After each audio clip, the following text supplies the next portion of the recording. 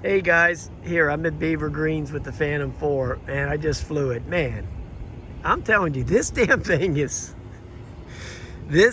is way better than I thought it was gonna be. I thought it was just gonna be a little step up from the Phantom 3, but man, it's way beyond the Phantom 3.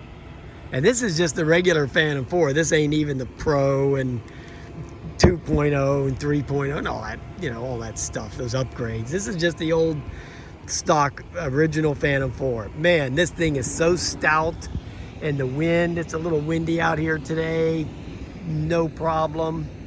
See all the waves on the water there. Yeah, this thing just flies like a dream. I mean, it is just smooth as glass.